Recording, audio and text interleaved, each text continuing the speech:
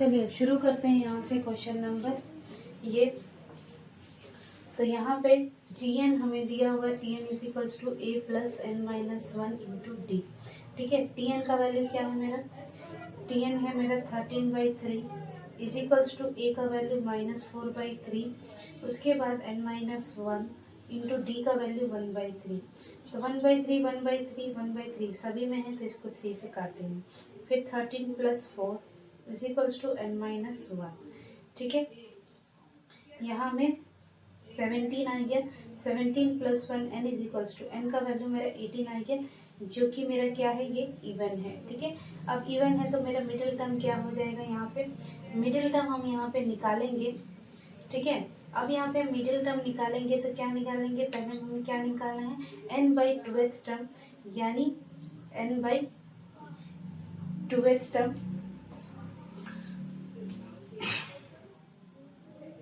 2th term plus यानी यहाँ पे कितना आ जाएगा 9, और 9 प्लस 1th टर्म। ठीक है, यानी 9th टर्म और 10th टर्म। ठीक है, इन्हीं दोनों का तो मुझे सम पूछा है। ठीक है, क्वेश्चन में मुझे यही पूछा है कि दोनों मिडिल टर्म का सम निकालना है। ठीक है, तो यहाँ दोनों का सम ही निकल रहा है मेरा यहाँ पे। ठीक है,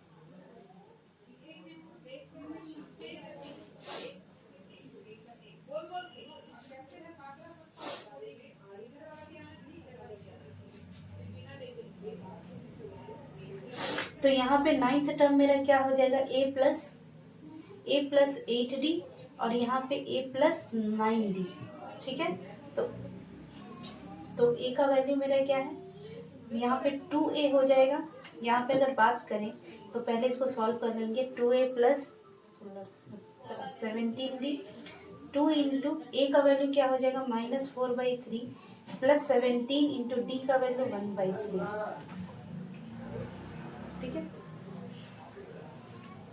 3 से 3 यहाँ पे क्या कर लेंगे, यहाँ पे अगर इस सम को सॉल्व करने के लिए यहाँ पे इस सम को यहाँ सॉल्व कर लेते हैं। मैं यहाँ मिटा देती हूँ क्वेश्चन सॉल्यूशन को। ठीक है, यहाँ में सॉल्व करेंगे तो यहाँ -8/3 प्लस 17/3। ठीक है, तो यहाँ में 17 माइनस 8/3 हो जाएगा, तो यहाँ में 10 9/3 यानी 3 मेरा क्या हो जाएगा, आंसर। ठीक है, सभी को आई होप सो सभी को ये क्वेश्चन समझ में आएगा। ये भी एक इम्पॉर्टेंट क्वेश्चन में आता है। ठीक है, मिडिल टर्म से एक नए क्वेश्चन कभी कभार पूछ ही लेते हैं। कभी हो सकता है कि आपको n का वैल्यू ऑड रहे, कभी n का वैल्यू इवन रहे। तो यहाँ में क्वेश्चन में टेंशन नहीं लेना है, सीधा सीधी सबसे पहले आपको nth टर्म निकालना है। nth टर्म निकालने के बाद nth टर्म पहले n/2th टर्म निकाल लेंगे, जो निकलेगा उसका एक आगे वाला टर्म यहाँ ले लेंगे 10th टर्म, और उसके बाद इनका सम निकाल लेंगे। अगर मेरे को सम नहीं भी बोलता तो मुझे यहाँ पे मिडिल टर्म निकालने बोलता तो डायरेक्ट यही जो निकलता यही मेरा मिडिल टर्म होता। ठीक है, ठीक है, अब नेक्स्ट क्वेश्चन पे चलते हैं। क्वेश्चन नंबर 20 पे चलते हैं हम लोग। 20 नंबर में क्या बोला जा रहा है कि 8th टर्म हमें निकालना है फ्रॉम द एंड, एंडिंग से निकालना है। एंडिंग से 8th टर्म क्या होगा, मतलब कि एंड से हम लोग को शुरू करना है। सपोज दैट, पहले इस क्वेश्चन को समझ लीजिए, क्वेश्चन में क्या बोला जा रहा है। ठीक है, 1 2 3 4 अप टू हम अगर 6 7 8 9 10 अगर हम निकालते हैं तो यहाँ से हमको काउंट करना है 1 2 3 4 5 6 7 8, मतलब ये 3 हमें निकालना है। मतलब यहाँ से हमको काउंट करना है। अब की बारी यहाँ से नहीं काउंट करके हमको यहाँ से काउंटिंग करना है कि लास्ट से 8th टर्म आपका कौन सा होगा। ठीक है, तो ये हमारा क्वेश्चन है जिसमें एपी हमें दिया हुआ है। क्या दिया है, एपी क्या दिया हुआ है, एपी मेरा ये दिया हुआ है। तो ए का वैल्यू क्या है, 7 है, डी का वैल्यू 10 माइनस 7 यानी 3 हो गया, और मेरे को यहाँ पे एल दिया है। इसके लिए एक स्पेसिफिक फॉर्मूला होता है। ठीक है, फ्रॉम द एंड। ठीक है, nth term from from the end, from the end से nth टर्म क्या होगा मेरा, ठीक है। तो यहाँ पे क्या होता है l minus n minus one into d, ठीक है। तो यहाँ में तो मेरा एथ टर्म बोला है, th term from the end, from the end पूछा गया है यहाँ पे l माइनस एल कितना है मेरा 184 माइनस n माइनस वन, ठीक है। n का वैल्यू हम यहाँ से निकाल सकते हैं, ठीक है। n का वैल्यू हम यहाँ से निकालेंगे तो क्या हो जाएगा, n इज इक्वल्स टू मेरे क्या होता है last term minus first term, ठीक है,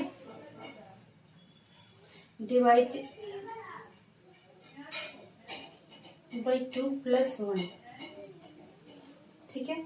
तो यहाँ में 14 में से 7 जाएगा 7, यहाँ पे 7 हो गया,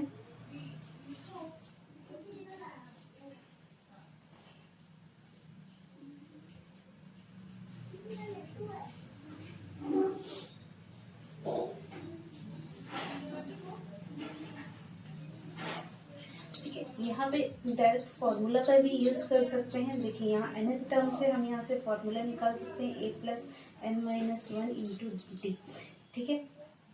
tn हो गया, फिर माइनस a, उसके बाद divided by common difference is equals to n minus one, ठीक है। तो n का वैल्यू क्या हो गया tn minus a divided by T D plus one is equals to n, ठीक है। तो यहाँ पे n का वैल्यू हमको क्या करना है last term minus first term divided by common difference, ठीक है। तो यहाँ पे मैं डायरेक्ट इस फॉर्मूला का यूज करके मैं बनाती हूँ।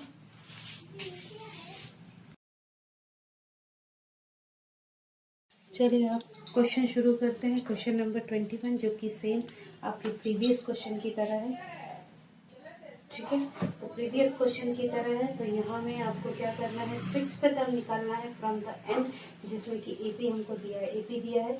तो यानी ए का वैल्यू 70 और यहाँ पे डी का वैल्यू क्या हो जाएगा 14 माइनस 17, तो यहाँ पे हो जाएगा -3 और एल का वैल्यू मेरा क्या हो जाएगा -40। तो sixth term from the end अगर बात करेंगे तो यहाँ पे इसके लिए मैंने अभी बताया कि यहाँ पे एक फॉर्मूला है, ठीक है। फ्रॉम द एंड से L minus n minus one into d, ठीक है। तो यहाँ पे l का वैल्यू क्या है मेरा -40, फिर माइनस यहाँ पे n का वैल्यू निकालने के लिए अभी मैंने बताया था फॉर्मूला कि last term minus first term divided by common difference that is -3 plus 1, ठीक है। तो माइनस यहाँ पे कितना हो जाएगा 7 और 5, ठीक है। तो माइनस माइनस करके यहाँ 3 से काटेंगे, 3 1 सा 3, 3 9 सा प्लस 1 करेंगे तो यानी n का वैल्यू यहाँ मेरा कितना आ गया, n का वैल्यू 20 आ गया। तो यहाँ पे 20 माइनस 1 पुट करेंगे इंटू डी, डी का वैल्यू मेरा क्या है, डी का वैल्यू मेरा -3 है, ठीक है। तो यहाँ पे -40 माइनस 90 इंटू -3, तो -40 प्लस 3 27 2, यहाँ पे 3 5 57 माइनस 40 करेंगे तो कितना आ जाएगा, यहाँ में 7 और 10 और 7 17 17 मेरा आंसर हो गया, ठीक है। यहाँ तक सभी को क्लियर है, आई होप सो यहाँ तक सभी को समझ में आया होगा। अब क्वेश्चन नंबर 22 पे चलते हैं अपने। अब क्वेश्चन नंबर 22 पे चलते हैं जो कि मेरा एक डिफरेंट टाइप का क्वेश्चन है। क्वेश्चन नंबर 22 में मेरा क्या बोला जा रहा है, क्वेश्चन नंबर 22 में मेरा क्या बोला जा रहा है, इस 184 जो है वो मेरा कौन सा टर्म है और टर्म है भी कि नहीं है, ये हमको बताना है कि वो एपी का ये टर्म है या नहीं है, जिसमें एपी का मान दिया है मेरे को कितना 3 7 11 15 अप टू डॉट, ठीक है।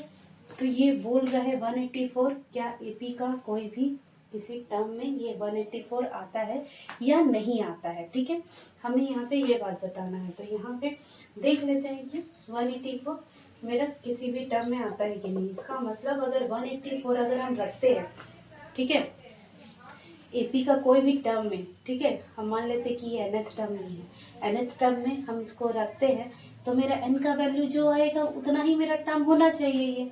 ठीक है, अगर यहाँ पे n का वैल्यू अगर नंबर में या अगर पॉइंट में या फिर फ्रैक्शन में कुछ में भी आता है तो ये मेरा AP का टर्म नहीं होगा, क्योंकि कभी भी AP का टर्म क्या हो सकता है, यहाँ में n का वन नंबर ऑफ टर्म्स कभी भी फ्रैक्शन में नहीं आ सकते मेरे। ठीक है, क्योंकि जब भी हम काउंट करेंगे 1 2 3 4 एज अ नेचुरल नंबर ही इसको हम काउंट कर सकते हैं। ठीक है,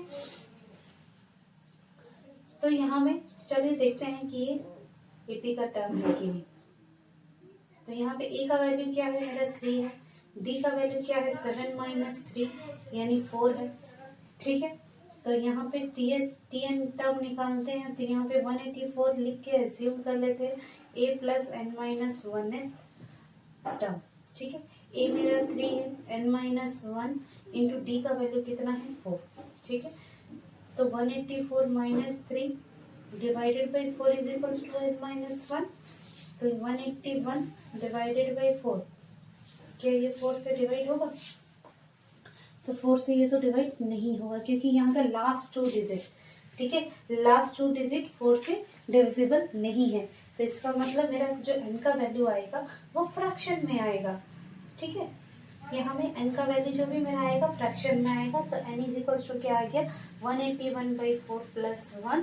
यहाँ में 4 एलसीएम लेंगे, 184 plus 1 185 by 4 which is in fraction, which is in fraction. ठीक है, जो कि क्या है, एक फ्रैक्शन है। तो n का वैल्यू अगर फ्रैक्शन में आ रहा है इसका मतलब 184 is not a part of AP। ठीक है, तो यहाँ पे 184 लिख सकते हैं, 184 is not the any term of this AP। ठीक है, इस AP का ये कोई भी टर्म नहीं है। तो आई होप सो क्वेश्चन समझ में आ गया होगा आप लोग सभी को। तो हम लोग नेक्स्ट क्वेश्चन पे चलते हैं, जो कि क्वेश्चन नंबर 23 होगा। ठीक है, अब क्वेश्चन नंबर 23 पे चलते हैं। क्वेश्चन नंबर 23 में भी सेम क्वेश्चन है, सेम टाइप का क्वेश्चन है कि 150 आपका AP जो टर्म है, जो भी AP दिया है उसका ये टर्म है या नहीं है।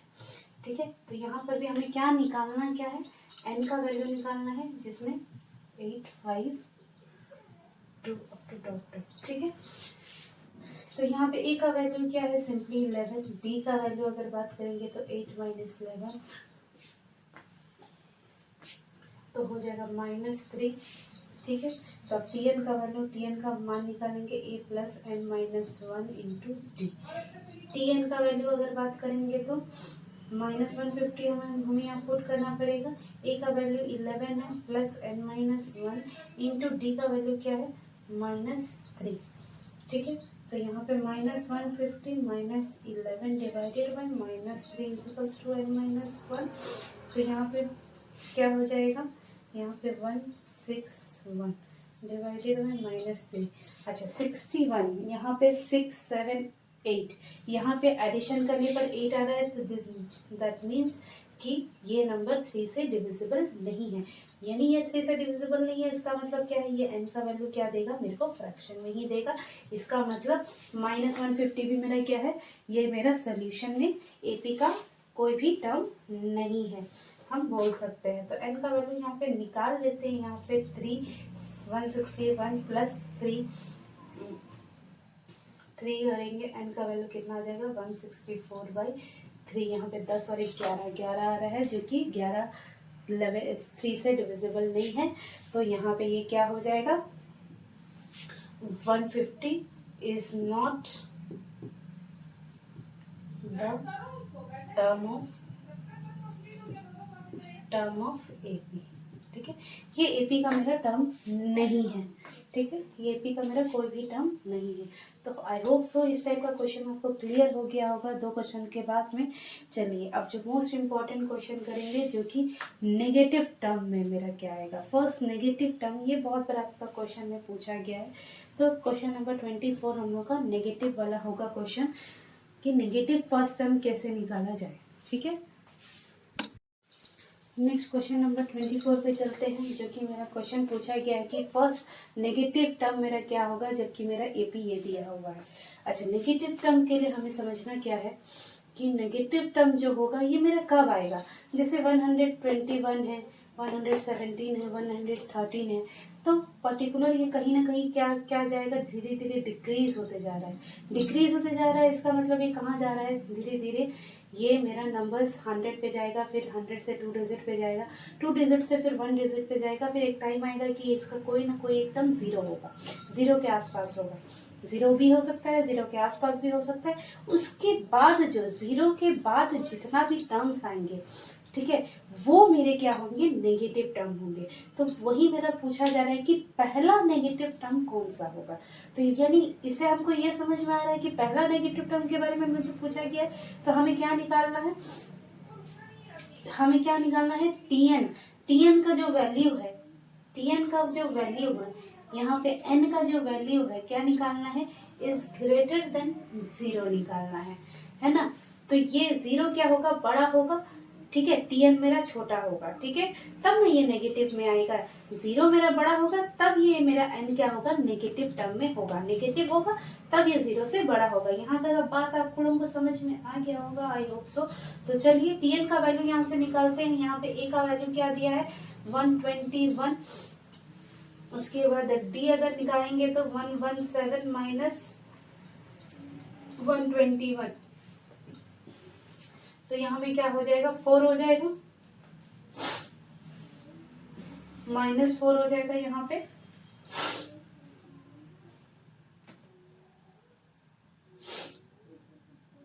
ठीक है, तो यहाँ पे a plus N minus 1 into D is greater than 0। TN का वैल्यू मेरा यही होता है, a का वैल्यू हो गया 121 प्लस एन माइनस 1, डी कितना है मेरा, -4 इज ग्रेटर देन 0। ठीक है, इज लेस देन 0, सॉरी। तो यहाँ पे 121 प्लस यहाँ पे क्या हो जाएगा, यहाँ पे -n4 या फिर 4n, यहाँ पे प्लस हो जाएगा 4। ठीक है, इज ग्रेटर देन 0। तो यहाँ पे 121 यानी 120 यहाँ पे ऐड करेंगे तो दोनों ऐड हो जाएगा, तो यहाँ कितना हो जाएगा, कितना हो जाएगा 125। ठीक है, इस लेस देन कितना हो जाएगा, n यहाँ माइनस में है, इस साइड जाएगा तो प्लस में हो जाएगा 4n। ठीक है, तो हम ऐसे लिख सकते हैं n इज ग्रेटर देन 125। तो n का वैल्यू क्या हो जाएगा, ग्रेटर देन 125 डिवाइडेड बाय 4। ठीक है, तो n अगर फ्रैक्शन में अगर इसको हम लिखना चाहें तो फ्रैक्शन में क्या हो जाएगा, 4 3 12, 4 एकम 4, 1/4, 31 1/4। ठीक है, तो मेरा n का वैल्यू क्या आ रहा है, 31, ग्रेटर देन में आ रहा है, तो n इज ग्रेटर देन, तो यानी यहाँ पे n का कौन सा वैल्यू जो होगा वो मेरा नेगेटिव होगा। तो n इज इक्वल्स टू, इसके ठीक इसके बाद वाले टर्म को ले लेंगे, n इज इक्वल्स टू 32 जो मेरा होगा वो फर्स्ट नेगेटिव टर्म होगा। ठीक है, n इज इक्वल्स टू 32 यानी T32 is the first negative term। I hope so यहाँ तक आपको क्लियर हो गया होगा सभी को यहाँ पे क्वेश्चन में कि क्वेश्चन में क्या बोला जा रहा है, क्वेश्चन किस टाइप का था। तो ये एग्जाम में बहुत बार पूछा गया है कि फर्स्ट नेगेटिव टर्म क्या है, ये भी एक बहुत ही इंपॉर्टेंट क्वेश्चन में आता है। आपको सिर्फ यहाँ पे नंबर ही चेंज कर दिया जाएगा, हो सकता है क्वेश्चन, बाकी क्वेश्चन का पैटर्न पूरा यही रहेगा। तो चलते हैं नेक्स्ट क्वेश्चन पे, जो कि चलिए अब मेरा क्वेश्चन है फर्स्ट नेगेटिव टर्म के ऊपर में फिर से एक और क्वेश्चन ले लेते हैं। ठीक है, अगर उसमें अगर आप किसी को नहीं समझ में आया तो इसमें आप लोग देखिए कि एक फ्रैक्शन वाले में हम कैसे करेंगे। ठीक है, फर्स्ट नेगेटिव टर्म निकालना है तो इसका मतलब क्या है, Tn इज लेस देन 0 होना चाहिए। ठीक है, लेस देन 0 होगा तो यहाँ पे a plus N minus one into D is less than 0। a का वैल्यू मेरा 4 दिया हुआ है, n माइनस वन, डी का वैल्यू मेरा क्या दिया हुआ है, अगर यहाँ से d का वैल्यू निकालेंगे तो 21 और 5, 21 और 5 26 हो जाएगा, 26/7 माइनस 4, ठीक है, तो 28 हो गया, 28 यानी -2/7, ठीक है, ठीक है, तो यहाँ पे -2/7 हो गया, तो यहाँ में हम लिख सकते हैं -2/7 इज ग्रेटर लेस देन 0। तो यहाँ में क्या करेंगे, दोनों को मल्टीप्लाई करेंगे, 4 प्लस -2n/7, ठीक है, यहाँ में माइनस माइनस प्लस हो जाएगा, 2/7 इज लेस देन 0। तो यहाँ में 7 4 ज़ा 28, 28 प्लस 2 हो जाएगा मेरा 30/7, 30/7 इज लेस देन क्या हो जाएगा 2n/7, ठीक है, 7 से 7 कट जाएगा, 2 से कट जाएगा 15 बार में, तो n का वैल्यू मेरा क्या आ जाएगा, sorry n is less then 15, ठीक है, तो n इज ग्रेटर देन 15 हम बोल सकते हैं। तो n का वैल्यू क्या हो जाएगा, n का वैल्यू मेरा क्या आना चाहिए, नेगेटिव टर्म में क्या आना चाहिए, जब तक n तुम्हारा क्या है, n का वैल्यू तुम्हारा ये बड़ा है, अगर जैसे ही ये 16 में जाएगा, n का वैल्यू जैसे ही 16 आएगा तब क्या हो जाएगा, ये नेगेटिव टर्म में पहुंच जाएगा। तो n इज इक्वल्स टू क्या हो जाएगा, is the first negative term. I hope so ये क्वेश्चन आप लोगों को क्लियर हो गया होगा। नेक्स्ट इसी में 25 में दो टाइप के क्वेश्चन है, यहाँ में भी फर्स्ट नेगेटिव टर्म पूछा है आपका, ये भी फ्रैक्शन में है वो भी फ्रैक्शन में है, तो आपको आई होप सो ये फ्रैक्शन वाला समझ में आ गया होगा। नेक्स्ट आप लोग खुद से प्रैक्टिस करिएगा, ठीक है, ठीक है। हम लोग डायरेक्ट चलेंगे क्वेश्चन नंबर 26 पे, जो कि एक डिफरेंट टाइप का क्वेश्चन है, ठीक है, जो कि इम्पोर्टेंट है। अगर आप लोगों को लगे कि कोई भी और वीडियो आप लोगों को चाहिए एपी के अलावा, ठीक है, मैं एपी का चैप्टर जैसे ही खत्म होगा मैं 10 ईयर्स का क्वेश्चन पेपर यहाँ पे लेके आऊँगी, ठीक है।